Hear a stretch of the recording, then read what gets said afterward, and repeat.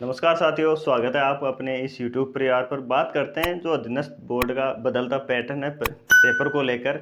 और आगे जो आप एग्ज़ाम देने जा रहे हो, CET 10+2 हो, पशु परिचर हो, या फिर उसके बाद में जो भी है उसके रिगार्डिंग किन चीज़ों का ध्यान रखना है। और जो अभी CET का पेपर हुआ है ग्रेजुएशन लेवल का, उसका पैटर्न कैसा रहा, किस किस प्रकार से उसने बदला है, कौन से क्वेश्चन ज़्यादा दिए हैं, कौन से कम दिए हैं, और कुछ सुधार हुआ है।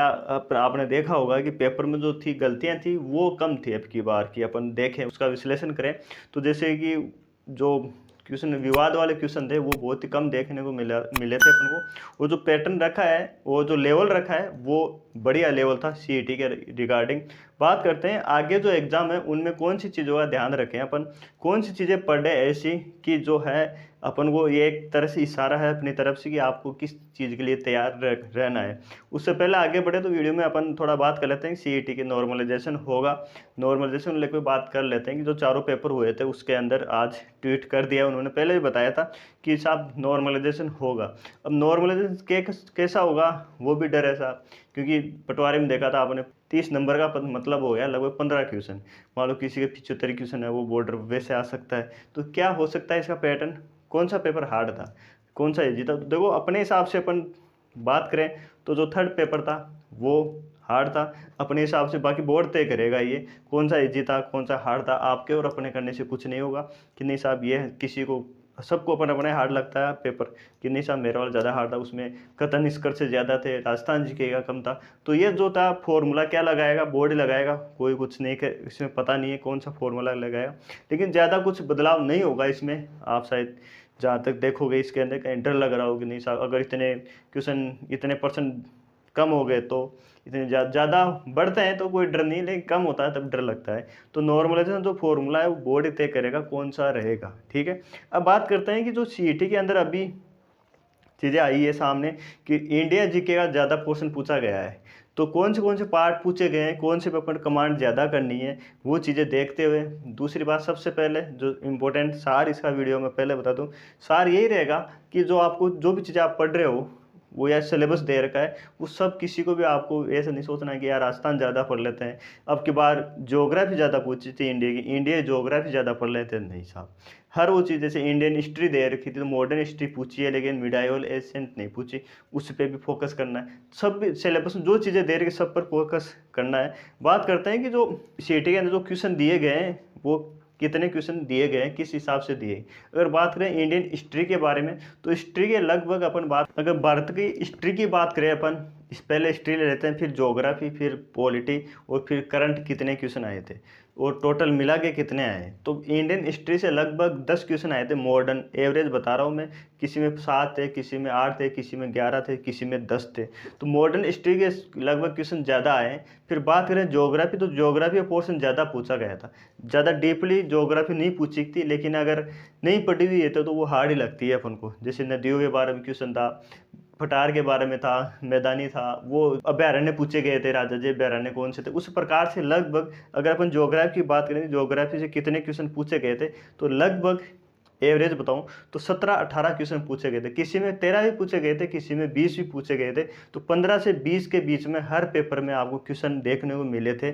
और आपको वो वापस देखने भी है कि कौन से क्वेश्चन थे, वो किस तरीके से आपको पूछा गया था। फिर बात करें अपन राज्य व्यवस्था की, पॉलिटी के बारे में, तो फर्स्ट पेपर था उसके अंदर 5-6 क्वेश्चन थे, फिर किसी में 10-12 क्वेश्चन भी थे। तो 8-10 के आसपास भारत की पॉलिटी है वो पूछी गई थी। आप संसद के बारे में पूछा गया था, राष्ट्रपति के बारे में पूछा गया था, महान्यायाधीश के बारे में पूछा गया था। वो चीज़ें जो बेसिक चीज अपन को पता होनी चाहिए वही पूछी गई थी। फिर बात करें आगे अपन करंट के रिगार्डिंग, तो करंट के रिगार्डिंग लगभग 7-8 क्वेश्चन थे हर पेपर में एवरेज। किसी में 6 थे, किसी में 10 थे, तो मैं एवरेज बता रहा हूँ 8-9 क्वेश्चन थे।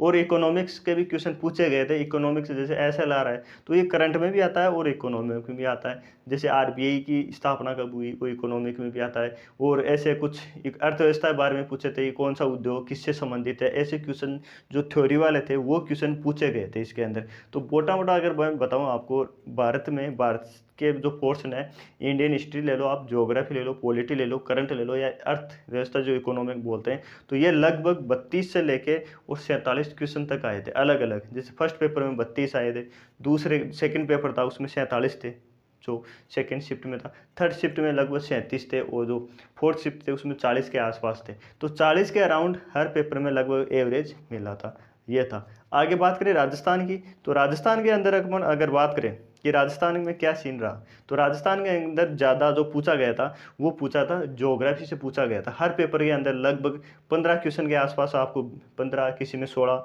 किसी में 18 भी था, तो किसी में 10 भी था, तो 15 के आसपास हर के अंदर पूछा गया था। इसमें आप देखोगे जो हिस्ट्री थी वो गायब थी। आप मिडाइवल हिस्ट्री देखोगे एक भी क्वेश्चन नहीं था। एशियन हिस्ट्री के 1-2 क्वेश्चन आए थे बस। और मॉडर्न हिस्ट्री थी जो आधुनिक अपन राजस्थान पढ़ते हैं, एकीकरण ले लो आप, 57वीं क्रांति के आसपास जो थे उसके लगभग अगर मैं बताऊं मोटा मोटा आपको, तो इतने ही थे। 3 क्वेश्चन अधिकतम, क्वेश्चन 3 या 4 थे लास्ट, या 1-2 क्वेश्चन पर सिमट। तो हिस्ट्री पे कम फोकस किया गया है, मिडाइवल पे। मिडाइवल तो थी नहीं, गायब थी मिडाइवल। अब 1-2 क्वेश्चन पूछे होंगे जो महाराणा कुंभा से संबंधित था, वो क्वेश्चन था जो जोधपुर से संबंधित था। तो ऐसे कुछ ही क्वेश्चन पूछे गए थे। फिर बात करें इकोनॉमिक सर्वे से, आर्ट एंड कल्चर की बात कर लेते हैं। तो आर्ट एंड कल्चर के बारे में लगभग 8 से 10 क्वेश्चन के बीच में पूछा गया था। लगभग एवरेज 8-10 क्वेश्चन पूछे गए थे, हर पेपर में थे।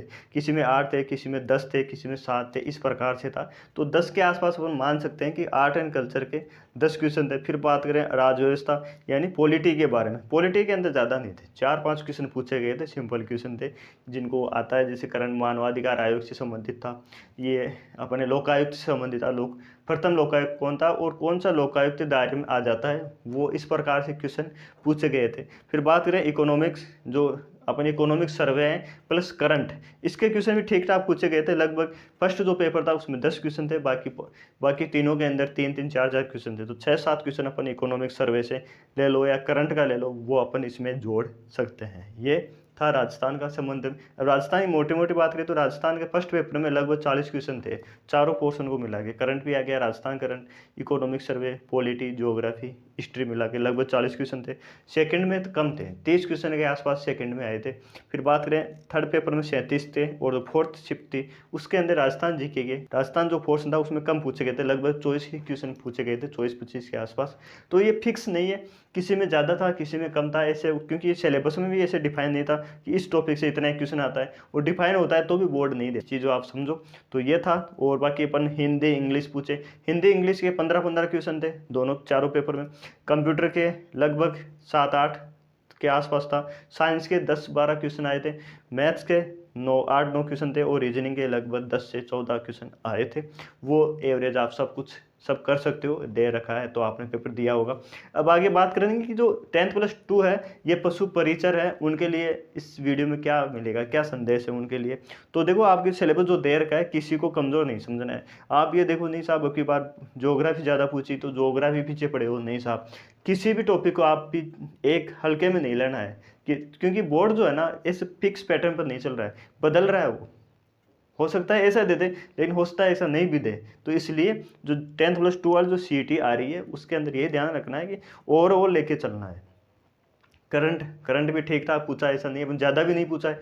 लगभग 8-10 क्वेश्चन पूछे हैं। अगर राजस्थान वालों को और मिला दे तो 12-13 क्वेश्चन आसपास पूछा है लगभग, करंट सबके अंदर पूछा है। इतना ज़्यादा डीप भी नहीं पूछा, तो इतना इजी भी नहीं पूछा, मॉडरेट था। ये नीति आयोग से, तो नीति आयोग तो शायद आप सभी साथियों को पता भी होगा। नीति आयोग से क्वेश्चन लगभग 8-10 क्वेश्चन पूछे गए थे हर पेपर में मिला के। अपन किसी में 2 थे, किसी में 3 थे, किसी में 1 भी था, ये इस प्रकार से था। तो साथियों, आज के वीडियो का मेन जो मोटिव है ये है कि आगे अगर आप तैयारी कर रहे हो CET को लेके या पशु परिचर को, तो उसमें इन चीज़ों का जो पेपर आपने पढ़ना है, पहले तो पूरा चारों पेपर पढ़ने हैं सही तरीके से, हर क्वेश्चन पे कमांड होनी चाहिए।